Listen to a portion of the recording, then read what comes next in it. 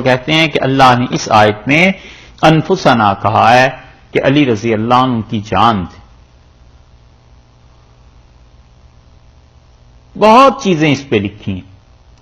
2 کتابیں آپ کو بتاتے ہیں. شاہ ولی اللہ محدث دہلوی رحمۃ اللہ نے جو کتاب لکھی ہے نا ازالۃ الخفا، شاہ صاحب کی یہ کتاب ازالۃ الخفا 1 جلد میں 2 جلدوں میں اب چھپی ہے کچھ عرصہ پہلے، اور اس کتاب کی اردو میں جو ترجمہ ہوا ہے 4 جلدوں میں ہوا ہے. یہ کتاب حضرت کی پڑھنے سے تعلق رکھتی ہے.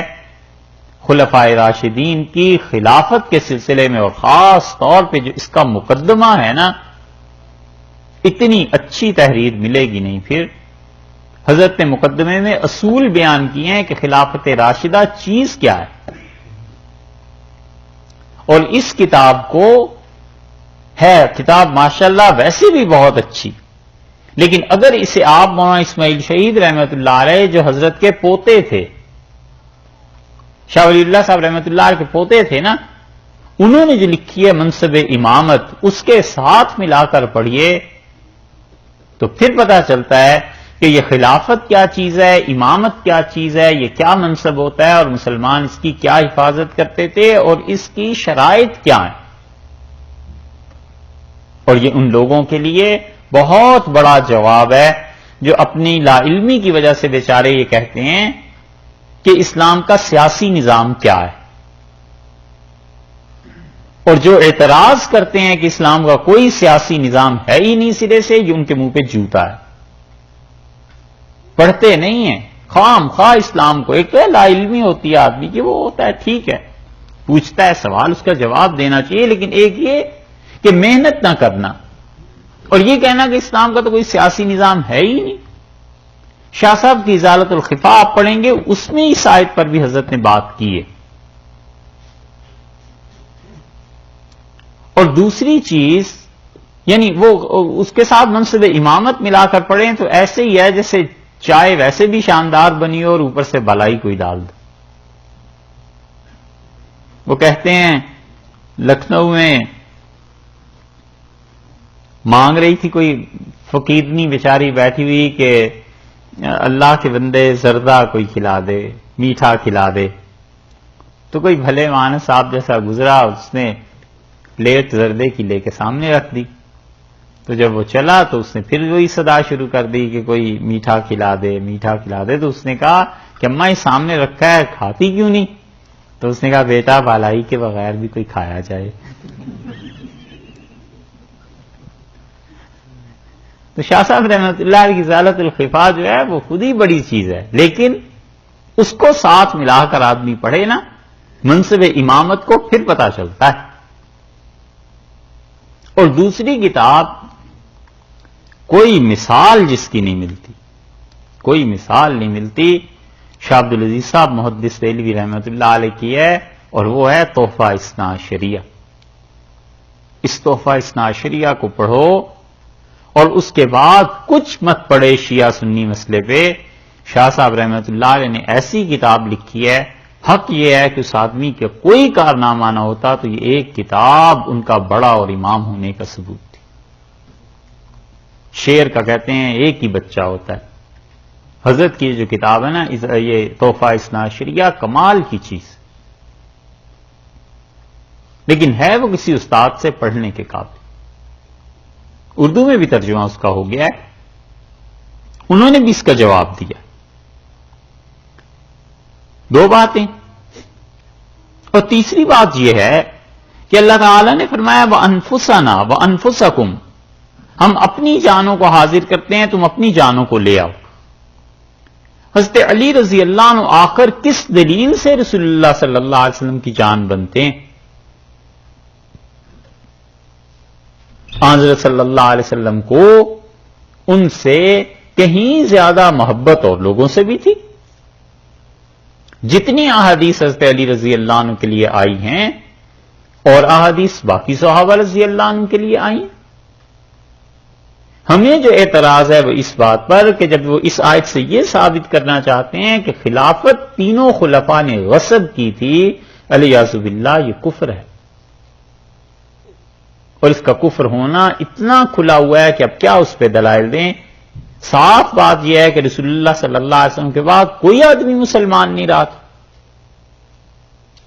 اور اس کے ڈانڈے جا ملتے ہیں ان کے اس عقیدے سے. ہمارے ہاں 6 کتابیں حدیث کی، انہیں صحاح ستہ کہتے ہیں نا، 6 حدیث کی کتابیں، بخاری، مسلم، ترمذی، ابو داؤد، نسائی اور ابن ماجہ.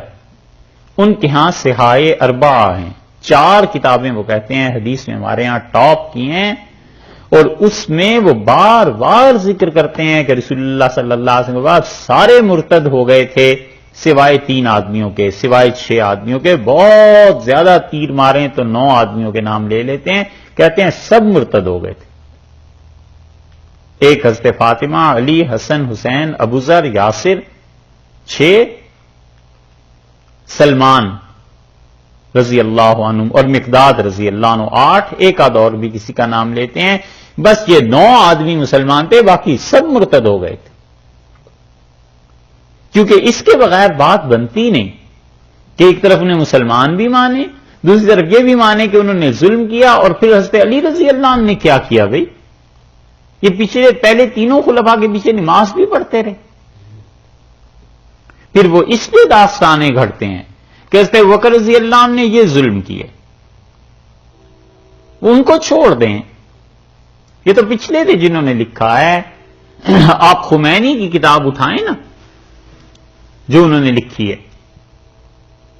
خمینی نے اپنی کتابوں میں صاف صاف لکھا ہے، جو ہم نے براہ راست پڑھا ہے اس کی بات کرتے ہیں اور کسی کی نہیں کرتے حوالے سے. 2nd ڈگری کا حوالہ نہیں دے رہے. انہوں نے جتنی بھی چیزیں لکھی ہیں جہاں اپنے مذہب کا ان چیزوں کا تذکرہ کیا، انہوں نے کہا ہم صاف یہ کہتے ہیں کہ سب ظالم اور غاصب تھے رسول اللہ صلی اللہ علیہ وسلم کے بعد، اور انہوں نے غصب کیا حضرت علی رضی اللہ عنہ کی خلافت کو ہضم کر کے، اور انہوں نے قرآن میں یہ چیزیں بدل دیں. اور حضرت عثمان رضی اللہ عنہ کے متعلق تو اتنی شدید الفاظ لکھے ہیں کہ کوئی آدمی نے نقل نہیں کر سکتا. وہ کہتے ہیں یہ چیزیں تھیں. اب بھی ہے، ان کی کتابیں ملتی ہیں. کسی اہل تشریح میں سے اس کو کہیں یار یہ پڑھو، کیا یہ تمہارا عقیدہ ہے؟ 1 منٹ میں دودھ کا دودھ اور پانی کا پانی ہو جاتا ہے. اگر یہ مان لیں کہ رسول اللہ صلی اللہ علیہ وسلم کے بعد یہ خلافت ایسے غصب ہو گئی تھی اور یہ سب چیزیں حضرت علی رضی اللہ عنہ دیکھتے رہے، دین ہے پھر کہاں؟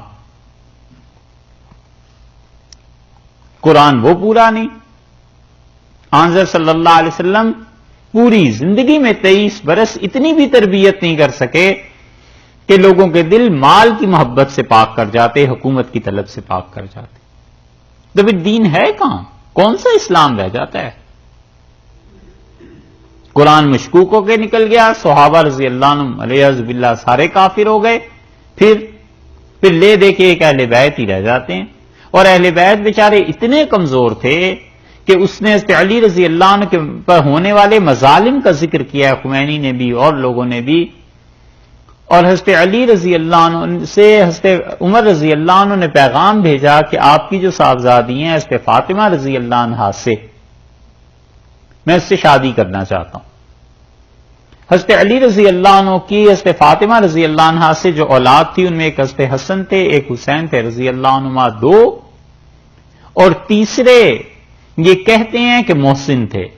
اور یہ کہتے ہیں کہ حضرت عمر رضی اللہ عنہ نے حضرت فاطمہ رضی اللہ عنہ کو مارا تھا تو وہ بچہ ضائع ہو گیا تھا.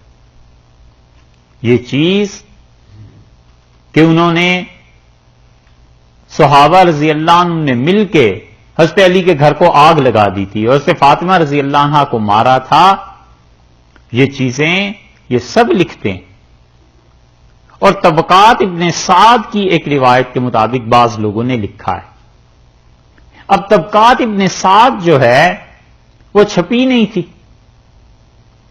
شبلی نے ایک جگہ لکھ دیا الفاروق میں کہ حضرت عمر رضی اللہ عنہ کے متعلق میں کچھ نہیں کہہ سکتا، ان کا مزاج سخت تھا، ممکن ہے انہوں نے اس گھر کو، مطلب مراد ان کی یہ کہ آگ لگائی ہو، لیکن انہوں نے لکھا ہے کہ طبقات ابن سعد ہوتی تو ہم اسے دیکھتے. طبقات ابن سعد اب کب کی چھپ کے آ گئی، ایک ایک جگہ موجود ہے، اس روایت میں کوئی جان نہیں. اور اگر حضرت عمر رضی اللہ عنہ ایسے ہوتے کہ انہوں نے ان کے گھروں کو آگ لگائی ہوتی اور یہ کچھ کیا ہوا ہوتا تو حضرت فاطمہ رضی اللہ عنہا کی اولاد جو چوتھی تھی، اگر مان لے محسن تیسرے تھے تو چوتھی ان کی اولاد تھی ام کلثوم. ام کلثوم ایک تو رسول اللہ صلی اللہ علیہ وسلم کی بیٹی ہے نا. حضرت فاطمہ رضی اللہ عنہا کو اپنی اس بڑی بہن سے بڑا تعلق اور محبت تھی، تو انہوں نے اپنی بیٹی کا نام بھی ام کلثوم رکھا تھا. ان ام کلثوم کے لیے حضرت عمر رضی اللہ عنہ نے پیغام دیا اور کہا علی میں عمر کے اس حصے میں ہوں کہ اب مجھے شادی کی کوئی ضرورت نہیں، لیکن میں نے رسول اللہ صلی اللہ علیہ وسلم سے سنا تھا کہ انہوں نے فرمایا تھا قیامت کے دن میرے ساتھ رشتہ داری اور میرے ساتھ تعلق یہ کام آئے گا، تو میں چاہتا ہوں کہ میری بیٹی رسول اللہ صلی اللہ علیہ وسلم کے گھر تھی، یہ بھی ایک تعلق تھا. حضرت صلی اللہ علیہ وسلم کا خون اس میں سے کوئی میرے گھر ہو تو یہ تعلق اور مضبوط ہو جائے، قیامت میں مجھے نفع ملے گا. حضرت علی رضی اللہ عنہ گھر گئے اور اپنی بیٹی سے پوچھا، اور اس کے بعد انہوں نے اپنے بیٹے حضرت حسن رضی اللہ عنہ سے کہا کہ حسن اٹھو اور اپنی ہمشیرہ اپنی بہن کا نکاح امیر المومنین سے کر دو. اور پھر حضرت علی رضی اللہ عنہ نے خود وہ نکاح پڑھا دیا. اگر معاملات اتنے ہی بگڑے ہوئے تھے تو یہ اہل بیت جو تھے ان میں کوئی جان کوئی سکت نہیں رہی تھی کہ حضرت عمر رضی اللہ عنہ کو رشتہ دے دیا. اس پہ یہ سارے لکھتے ہیں پھر اپنی کتابوں میں کہ پہلی عزت جو سادات کی لٹی ہے اور پہلی لڑکی جو سادات سے چھینی گئی ہے وہ ام کلثوم تھی، عمر جبرن چھین کے لے گئے. علیاذ باللہ اتنا خراب ذہن ہوا ہے جیسے 14ویں 15ویں صدی کے قصے ہیں کہ کوئی کسی کی لڑکی کو اٹھا کر لے جائے اور دوسرے لوگ بولیں ہی نہ. یہ لوگ جو شام، عراق، مصر، ہندوستان تک فتح کرتے ہوئے چلے آئے اور دھاوے بولتے رہے اور کس کس طرح لڑائیاں اور خدا کی راہ میں جنگیں اتنے زیادہ بیکار ہو گئے تھے کہ حضرت عمر رضی اللہ عنہ دن دہاڑے یہ سارا کچھ کرتے رہے. مدینہ منورہ میں کوئی بولنے والے ہی نہیں تھے. ہیں یہ کوئی طریقے کی بات ہے؟ اس لیے جو انفسنا میں کہتے ہیں نا حضرت علی رضی اللہ عنہ داخل تھے اور پہلے تینوں خلفاء ظالم تھے، تو حضرت علی رضی اللہ عنہ آخر پہ تینوں خلفاء کے زمانے میں کرتے کیا رہے؟ انہوں نے کیوں نہیں کہا کہ یہ ظلم ہے؟ انہوں نے کیوں نہیں کہا حضرت عمر رضی اللہ عنہ کہ ہم آپ کی خلافت کو نہیں مانتے؟ حضرت بکر رضی اللہ عنہ کو کیوں نہیں کہا؟ یہ ایسے سوالات ہیں جس کے لیے ایک جھوٹ بولا پھر اور جھوٹ پھر اور جھوٹ پھر اور جھوٹ، جھوٹ پہ جھوٹ بولتے چلے گئے، اور حتیٰ کہ آخر پہ آ کے یہ بھی ہو گیا کہ جھوٹ بولنا اس دین میں عبادت ہے، تقیہ. یہ آپ اس کی تفصیلات پڑھنا چاہیں حضرت کی کتاب پڑھیے تحفہ اثنا عشریہ، اور تحفہ اثنا عشریہ کا رد شیعہ نے لکھنے کی کوشش کی. حامد حسن خان وغیرہ تھے، خان تو نہیں تھا، خیر خان کیوں ہوتے جی؟ ہاں حامد حسن تھے، سید تھے لکھنؤ کے. 22 جلدیں لکھی ایک جگہ، اور 22 جلدوں میں سے 8 تو ہم نے دیکھی ہیں. مجال ہے جو حضرت نے جو پوائنٹ اٹھایا ہے کہ یہ چیز اس کا جواب ہو. حضرت علی رضی اللہ عنہ کی فضیلت میں حدیثیں لکھتے چلے گئے کہ حدیث میں یہ آیا. یہ بھی حضرت علی رضی اللہ عنہ کے صحابی ہونے کا، ان کے افضل ہونے کا کون ہے جو قائل نہیں؟ ہم تم سے بڑھ کے امیر المومنین رضی اللہ عنہ کی عزت کرتے ہیں، مگر جو پوائنٹ ہے اس کا جواب دو. حضرت تو یہ پوچھتے ہیں کہ حضرت علی رضی اللہ عنہ اور اہل بیت اتنے کمزور ہو گئے تھے کہ یہ سب کچھ ہو رہا تھا ان کے سامنے اور اہل بیت میں سے کوئی نہیں اٹھا احتجاج کرنے کے لیے. خلافت تھی، ظلم تھا. اور حضرت کہتے ہیں کہ ہمارا سوال تو یہ ہے کہ حضرت صلی اللہ علیہ وسلم کی تربیت پہ، ان کی تعلیم پہ جو حرف آتا ہے اس کا جواب دو. یہ کیا چیز ہوگی؟ اس کا کوئی جواب نہیں. 8 جلدیں ہم نے دیکھی، اس میں اس سندوں کا ذکر کہ فلاں سند سے حضرت علی رضی اللہ عنہ کی فضیلت ثابت، فلاں سے فلاں سے فلاں سے. بھئی ہم مانتے ہیں حضرت علی رضی اللہ عنہ کی عزت احترام، امیر المومنین رضی اللہ عنہ کا کوئی احترام نہ کرے، کیا ایمان سے نکلنا؟ لیکن جو اصل بات ہے اس پہ نہیں آتے. یہ ایسے ہی ہے جیسے یہودی اور عیسائی سے ہم بات کرنے لگے اور کہیں تم مانو کہ حضرت عیسیٰ اور موسیٰ علیہ السلام خدا کے نبی تھے. ارے بھئی نبی تو مانتا ہوں لیکن یہ نہیں مانتا کہ وہ آخری نبی تھے. آخری نبی رسول اللہ صلی اللہ علیہ وسلم. وہ کہ نہیں تم نبی مانو. نبی تو مان ہی رہا ہوں لیکن آخری نہیں مان رہا. آخری مانوں تو ایمان سے جاتا ہوں. وہ کہتے ہیں نہیں نبی تھے. میں تو بھی نبی تھے لیکن آخری نہیں تھے, بس اس پہ نہیں آنا. تو اس لیے یہ جو ہے نا انفسنا, اس سے ہمیں بحث نہیں, ہمیں بحث ہے اس سے کہ خلافت حضرت علی رضی اللہ عنہ کی وہ بلا فصل ثابت نہیں ہے. یہ کفر کا جملہ ہے ایک طرح سے, کہ کوئی اگر یہ سمجھتا ہے کہ تینوں خلفاء نے خلافت غصب کر لی تھی, کیونکہ حضرت ابوبکر رضی اللہ عنہ کی خلافت وہ امام ابو الحسن اشعری رحمۃ اللہ علیہ کے نزدیک نص قطعی سے ثابت ہے, اور رسول اللہ صلی اللہ علیہ وسلم اپنی جگہ پہ حضرت ابوبکر رضی اللہ عنہ کو ہی بٹھا کر گئے تھے, اور انہوں نے پھر حضرت عمر رضی اللہ عنہ کو بٹھایا, اور ان کے بعد عثمان اور پھر علی رضی اللہ عنہ ہیں. ہمارا عقیدہ ہے جس ترتیب سے اللہ نے ان کی خلافت دی تھی, اگر یہ خلافتیں نہ بھی ہوتی تو بھی ان کی افضلیت ایسے ہی تھی. حضرت علی رضی اللہ عنہ پھر بھی چوتھے نمبر پر ہی تھے, وہ ان سے پہلے نہیں تھے. یہ ہے بات کہ خلیفہ بلا فصل ہونے کا کیا مطلب وہ لیتے ہیں. ہم کہتے ہیں رسول اللہ صلی اللہ علیہ وسلم کے خلیفہ ایک ہی آدمی تھے, اور وہ حضرت ابوبکر رضی اللہ عنہ تھے, حتیٰ کہ اس کے بعد حضرت عمر رضی اللہ عنہ جو آئے ہیں مسلمانوں کے امیر تھے, امیر المومنین تھے. مومنین نے اپنا امیر مقرر کیا تھا. حضرت صلی اللہ علیہ وسلم کی نص سے یہ ثابت نہیں ہے کہ خلیفہ عمر ہوں گے رضی اللہ عنہ. ہم تو اتنی احتیاط کرتے ہیں. اور وہ کہتے ہیں انفسنا سے مراد حقیقتاً حضرت علی اور رسول اللہ صلی اللہ علیہ وسلم میں کوئی فرق نہیں تھا. اور اس سے بھی زیادہ زیادتی وہ جب کرتے ہیں جب کہتے ہیں ان میں سے کئی ایک کہ وہی اصل میں تو حضرت علی رضی اللہ عنہ ہی کے لیے آئی تھی, جبریل بھول کے ادھر چلے گئے. یہ ہے ظلم. ایک صاحب نے یہ بیان کیا, اور کتابوں میں بھی بعض جگہ انہوں نے یہی لکھا. ہم نے کہا کہنے لگے جی یہ تو کفر ہے.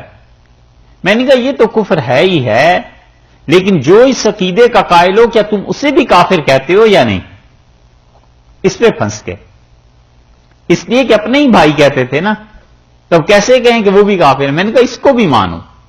یہ ماننا کہ حضرت علی رضی اللہ عنہ پر وہی آنی تھی اور غلطی سے رسول اللہ صلی اللہ علیہ وسلم کی طرف جبریل گئے تھے, یہ کفر ہے. تو یہ بھی کہو جو اس بات کو مانتا ہے وہ بھی کفر کا اقرار کرتا ہے. پورا دین اکھیڑنا ہے, وہی پہ اعتبار اٹھ جائے, جبریل امین پہ اعتبار اٹھ جائے, خود رسول اللہ صلی اللہ علیہ وسلم پہ اعتبار اٹھ جائے کہ وہ بھی وہی کو قبول فرماتے رہے, اور ایک دن بھی جبریل سے نہیں کہا کہ اصل گھر تو وہ ہے جہاں ڈاک جانی تھی وہ ہے, ادھر کہاں آ گئے؟ الیاذ باللہ. یہ سب خرافات ہیں, ایک سے ایک بڑی چیز کے مقابل ہیں. اس لیے جب انقلاب آیا نا ایران کا, پورے عالم اسلام میں جتنے نوجوان تھے, جذبہ تھا نا بہت. حضرت علی رضی اللہ عنہ سچ کہتے تھے, وہ کہتے تھے کہ انتم اتباع کل نائکن, جو چیخ چیخ کے بولے, جذباتی باتیں کرے, خون گرم کرنے کی, تم ان کے پیچھے چل پڑتے ہو اور تم میری بات نہیں سنتے. اور اللہ کی قسم, یہ نہج البلاغہ کا خطبہ ہے, اللہ کی قسم معاویہ میرے ساتھ سودا کر لیں تو میں اپنے 10 فوجی دے دوں اور ان کا ایک لے لوں, وہ اتنے اچھے ہیں اور تم اتنے برے میرے حصے میں آئے. اشباہ الرجال, وہ جو مرد نہیں ہیں اور مردوں کی محض شکلیں رہ گئی. بڑے زبردست خطبات ہیں امیر المومنین رضی اللہ عنہ کے, رضی نے جمع کیے ہیں, اور سارے اصل بھی نہیں. خیر یہ تو ایک الگ موضوع ہے, بہت دور چلے گئے.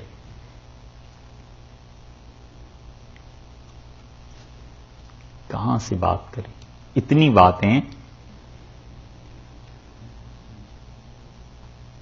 اچھا, حضرت علی رضی اللہ عنہ جو تھے وہ ایک الگ شخصیت ہیں. یہ کہنا کہ عین حضرت علی رضی اللہ عنہ میں ان میں کوئی فرق ہی نہیں تھا, اس کا صحیح جواب تو پھر مولانا اسماعیل حید رحمۃ اللہ علیہ نے دیا. یہ جب حضرات لکھنؤ گئے تو اس زمانے میں اہل تشیع جو بھی تھے, ایک حد تک ادب احترام تھا حضرت کے گھرانے کا. شاہ ولی اللہ رحمۃ اللہ علیہ کا گھرانہ پورا ہندوستان جانتا تھا, اور یہ جو اورنگزیب پہ تنقید کرتے پھرتے ہیں نا کہ اس نے باپ کو قتل کرا دیا اور بھائی کو قتل کروا دیا، یہ دارا شکوہ جو تھا یہ سب سے بڑا مخالف تھا سنیوں کا، اور اول تو دین ہی کوئی نہیں تھا، اور جس دین کو وہ ترجیح دیتا تھا وہ صحابہ رضی اللہ عنہ پہ تبرہ کرتا تھا اور کہتا تھا خلافت علی رضی اللہ عنہ سے چھینی گئی، اور اگر اب مجھے حکومت ملی تو وہ چیزیں واپس آئیں گی۔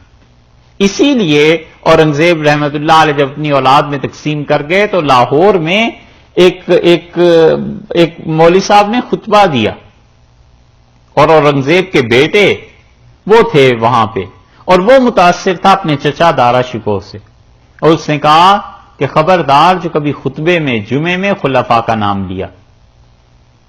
بڑی جرت والے تھے بھائی، اللہ غری کے رحمت کرے، انہوں نے ممبر پہ ہی کھڑے ہو کے کہا، انہوں نے کہا کہ میں ہمیشہ خطبے میں خلفاء کا نام لیتا رہوں گا۔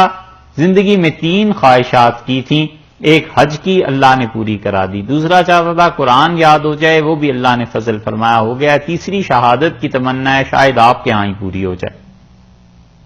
وہ اتنا دلیر تھا، اس نے بھی وقت نہیں لگایا، جمعے کے بعد کہا اس کو قتل کر دو، قتل کر گیا۔ یہ دارا شکوہ کا اثر تھا۔ اور وہ لکھنؤ میں جب حضرت پہنچے تو ادب احترام کا بہرحال کچھ زمانہ تھا، بحث شروع ہوئی، اور اہل تشیع نے کہا کہ ہم آپ کے ساتھ جہاد میں جاتے ہیں، مگر آپ یہ کہیے کہ اللہ نے فرمایا کہ انفسنا و انفسکم، تم اپنی جانوں کو لاؤ اور ہم اپنی جان کو لائیں۔ تو مولانا اسماعیل شہید رحمۃ اللہ علیہ نے کہا کہ یہ جو ساری بات، اس نے پھر حدیث پڑھی، اس نے کہا رسول اللہ صلی اللہ علیہ وسلم نے فرمایا کہ علی کی جان میری جان، علی کا خون میرا خون، علی کا جسم میرا جسم، علی کی روح میری روح۔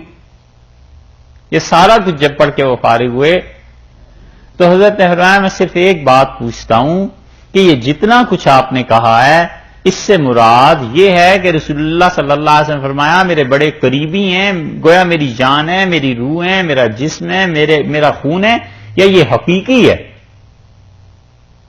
سمجھے سوال؟ اس کی جو سختی آئی تو اس نے کہا حضرت یہ حقیقی ہے۔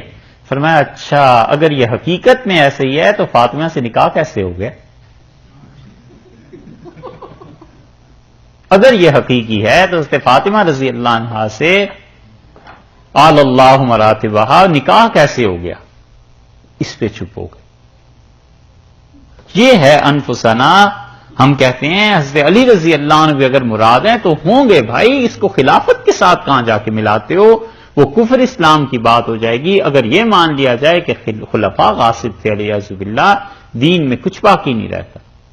ایک آدمی اللہ کا اچھا بندہ کہیں جا کر بیٹھ گیا ہے تو اس کے مرنے پہ دیکھو 1000 2000 10,000 جتنا ہلکا تھا کتنے لوگوں کی اصلاح ہو گئی، کتنے گناہ گاروں نے توبہ کر لی، کتنا علم پھیل گیا۔ ایک عام آدمی اس امت کا ذرا 4 دن جس نے اللہ کا نام اخلاص سے لیا ہے کہیں بیٹھ جاتا ہے، اتنے اثرات اس کے ہوتے ہیں۔ اور حضور اقدس صلی اللہ علیہ وسلم کا اتنا اثر بھی نہیں ہوا کہ بس صرف 5 6 7 8 آدمی مسلمان ہوئے، باقی سب بیکار تھے۔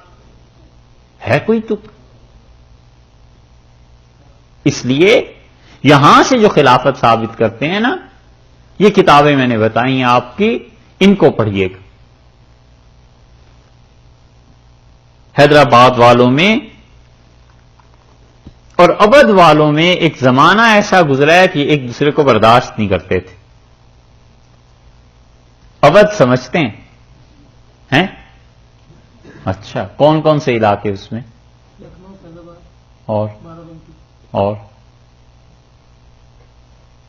اور بھی پڑھیے گا۔ اودھ پوری سٹیٹس تھیں،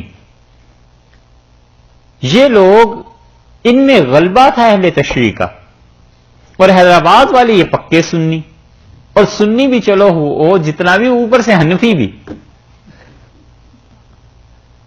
کیونکہ سنی جو ہیں وہ 4 شافعی مالکی حنبلی بھی تو ہیں نا، لیکن حیدرآباد والے پکے حنفی۔ تو محرم کے جلوس نکلتے تھے اودھ میں، اور حیدرآباد والے نکالتے نہیں تھے، بلکہ جو بھی وہاں تھے ان کو اجازت بھی نہیں تھی۔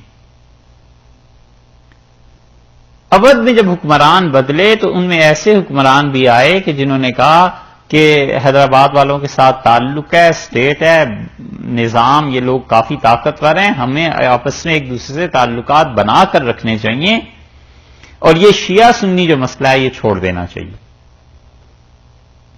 ہوتے ہوتے ان کی نگاہ پڑی، یہ نوابوں کے شوق ہوتے ہیں نا مختلف چیزوں کو پالنے کے، ایک شوق نوابوں کا یہ تھا کہ علماء کو بھی پالا کریں، کہ کس اسٹیٹ میں کتنا اچھا عالم دین ہے کون۔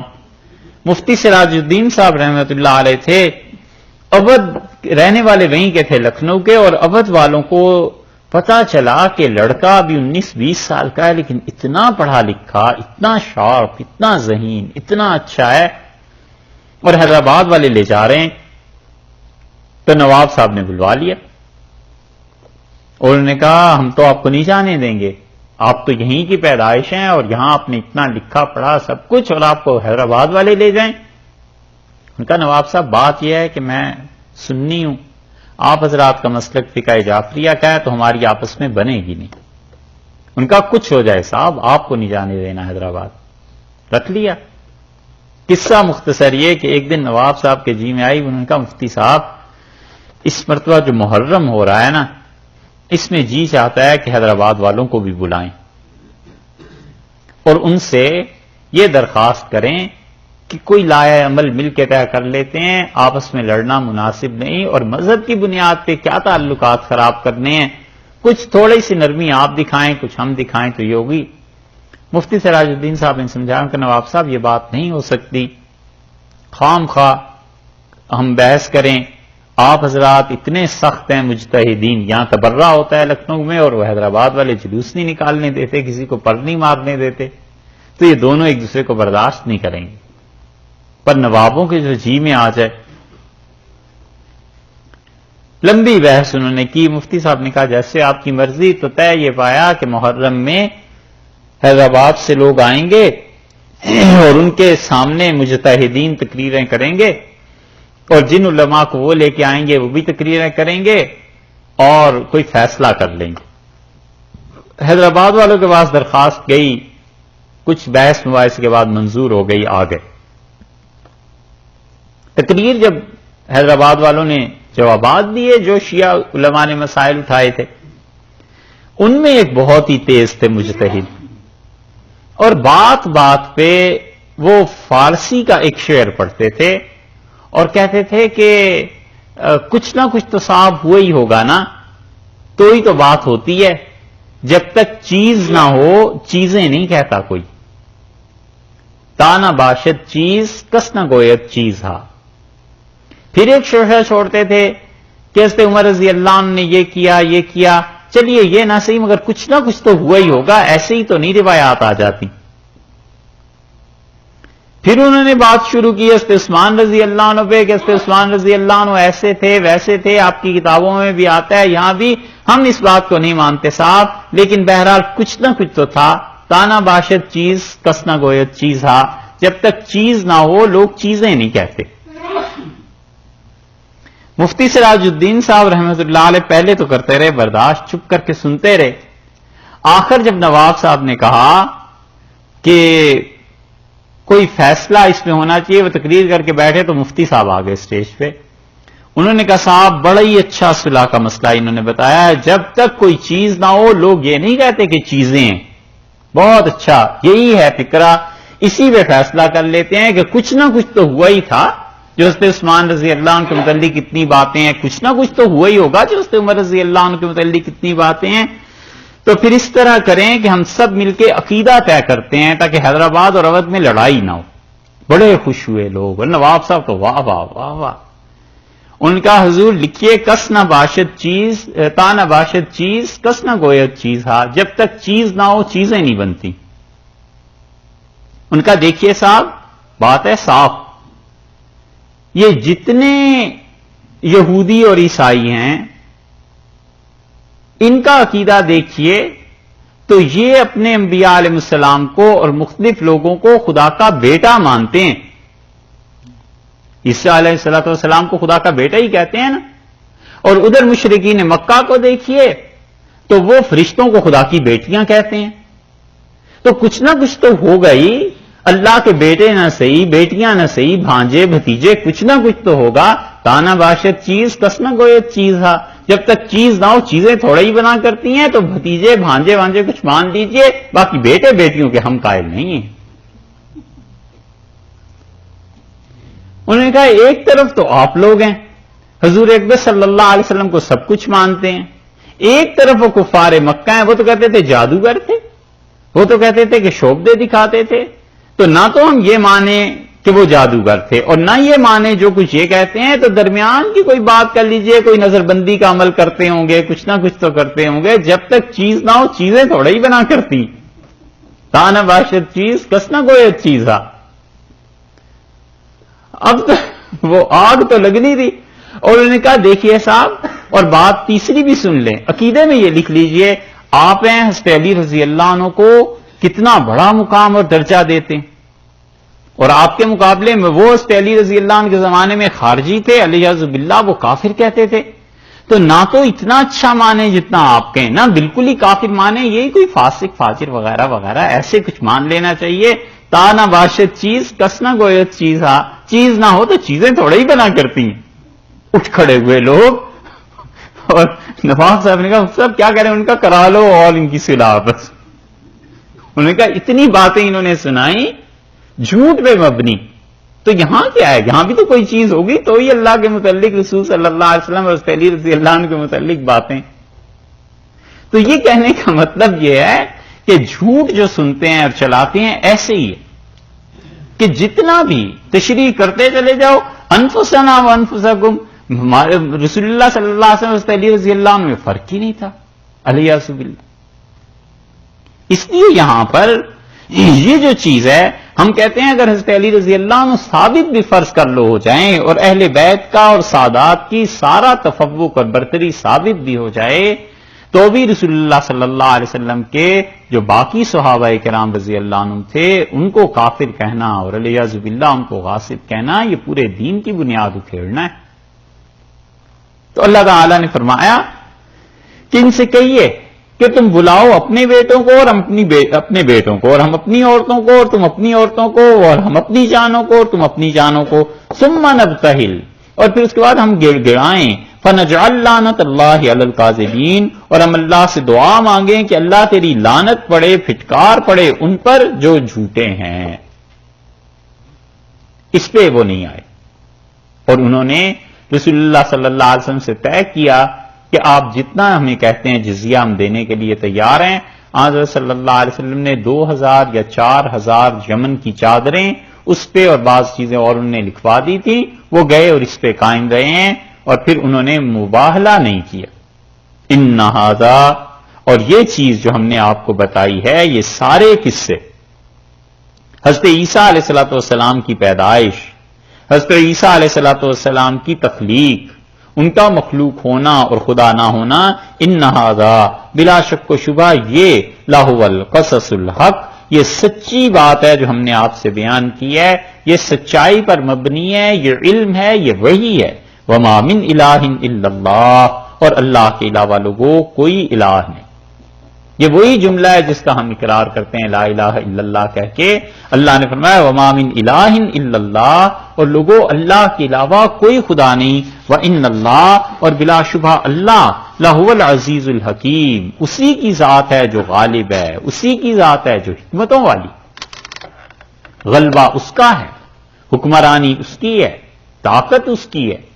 اپنی حکمت کے ساتھ اس نے یہ کلمہ بنایا تھا. اس کی حکمتیں تھیں کہ اس نے حضرت مسیح علیہ الصلوۃ والسلام کو آسمان پہ اٹھایا تھا اور وہ بھیجے گا، اور اللہ نے انہیں پورے کا پورا لے لیا. اور اس پورا لینے کی کیفیت یہ ہوئی کہ روح اور جسم دونوں سمیت اوپر بلا لیے گئے. ہر چیز میں حکمت. فَإِن تَوَلَّوْا، اور اگر یہ منہ پھیر لیں، فَإِنَّ اللَّهَ، سو بلا شک و شبہ اللہ علیم، خوب جاننے والا ہے، بالمفسدین، ان لوگوں ان کو جو فساد مچاتے ہیں. اللہ تعالیٰ کو خوب علم ہے ان کا جو فساد کرنے والے. قُلْ يَا أَهْلَ الْكِتَابِ، آپ کہیے اے اہل کتاب، تعالوا الی کلمۃ، آؤ. اب مباہلے تک بات پہنچ گئی. جب انہوں نے نہیں کیا، اللہ نے اب صلح کی دعوت دی ہے. اللہ نے فرمایا قل یا اہل الکتاب، اے اہل کتاب، عیسائیو، تعالوا الی کلمۃ، آؤ اس کلام کی طرف. کلمہ سے مراد ایک جملہ، ایک بات نہیں، مراد یہ ہے کہ اس کلام کی طرف آؤ. سواء بیننا و بینکم، جو ہم مسلمانوں کے درمیان و بینکم اور تمہارے درمیان کامن ہے. ہم دونوں کے درمیان جو چیز مشترک ہے، ہم اس مشترک چیز کا اقرار کر لیں، اور وہ یہ ہے کہ اللہ نعبد الا اللہ، کہ ہم اللہ کے علاوہ کسی کی عبادت نہیں کریں گے.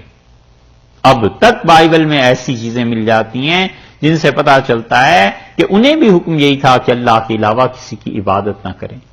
اللہ نے فرمایا ہے میرے نبی صلی اللہ علیہ وسلم سے کہیے کہ آؤ اہل کتاب، ہم اس بات پر مل بیٹھتے ہیں کہ لا نعبد الا اللہ، اللہ کے علاوہ ہم کسی کی عبادت نہیں کریں گے. مسیح علیہ السلام کی، مریم علیہ السلام کی، کسی کی عبادت ہم نہیں کریں گے، بس اللہ کی عبادت ایک. ولا نشرک بہ شیئا، اور ہم اللہ کے ساتھ کسی کو شریک نہیں ٹھہرائیں گے. یہ جو عیسیٰ علیہ السلام کو شریک ٹھہراتے ہو اور باقی لوگ بھی، اس سے توبہ کرو کہ یہ ہم نہیں کریں گے. دو باتیں، ولا یتخذ بعضنا بعضا، اور ہم ایک دوسرے کو، بعضنا ہمارے بعضن ہمارے بعض کو، ہمارا ایک گروہ دوسرے گروہ کو. کون مراد ہیں؟ عیسائی مراد ہیں خود، اور یہودی یا مراد ہیں خودی. ولا یتخذ بعضنا بعضا، اور ہمارے میں سے ایک گروہ دوسرے گروہ کو اربابا من دون اللہ، اللہ کے علاوہ اپنا رب نہیں مانے گا. یہ شرک کی تیسری قسم ہے جو ہم نہیں کریں گے. ایک اللہ کی عبادت، ایک اس کے ساتھ کسی کو شریک نہ ٹھہرانا، اور تیسری چیز یہ ہے کہ دیکھو ہم ایک دوسرے کو بھی خدا کے علاوہ کسی کو بھی اپنا رب نہیں مانیں. یہ آئے رسول اللہ صلی اللہ علیہ وسلم کے پاس اور انہوں نے کہا اللہ کے رسول، ہم ایک دوسرے کے تو اپنا رب نہیں کہتے. آپ نے فرمایا کیا ایسے نہیں ہے کہ تمہارے پادری جو کچھ تمہیں کہتے ہیں تم اسے دین مان لیتے ہو؟ انہوں نے کہا یہ تو ہم کرتے ہیں. آپ نے فرمایا یہی رب بنانا ہے. بنیاد کیا پڑی؟ بنیاد اصل میں یہ ہوئی کہ کیتھولک جتنے ہیں یہ پاپائے روم کو معصوم مانتے تھے، اور ہمارا یہ عقیدہ ہے کہ رسول اللہ صلی اللہ علیہ وسلم آخری معصوم تھے. ان کے بعد حضرت بکر رضی اللہ عنہ اور حضرت عمر رضی اللہ عنہ جیسی ہستیاں کیوں نہ ہو، خطا ہو سکتی ہے. اور علم کے میدان میں اجتہادی طور پر تو کئی چیزیں ہیں. اجتہادی طور پر خطا کی بات کی جائے، حضرت عمر رضی اللہ عنہ 120 مسائل میں اجتہاد انہوں نے فرمایا ہے اور اس میں خطا ہو گئی. باقی صحابہ رضی اللہ عنہ نے کہا امیر المومنین یہ چیز نہیں، ایسے نہیں، ایسے کر لیں. آپ نے فرمایا ٹھیک ہے. ایک جگہ آیا آپ نے فرمایا عمر نے غلطی کی اور ان کا احسان ہے جنہوں نے عمر کی غلطی پہ اسے ٹوک دیا. ہم کسی کے متعلق بھی یہ نہیں کہہ سکتے کہ وہ معصوم. تو یہ جو عصمت تھی نا کہ پاپائے روم جو ہے وہ معصوم ہے، یہ ہے. اللہ نے کہا چھوڑو اس بات کو. عصمت، بالکل گناہ کا نہ ہونا، یہ منصب ہے نبوت کا. تو تم نبوت میں جو شرک کرتے ہو اسے بھی چھوڑ دو. ولا یتخذ بعضنا بعضا اربابا من دون اللہ.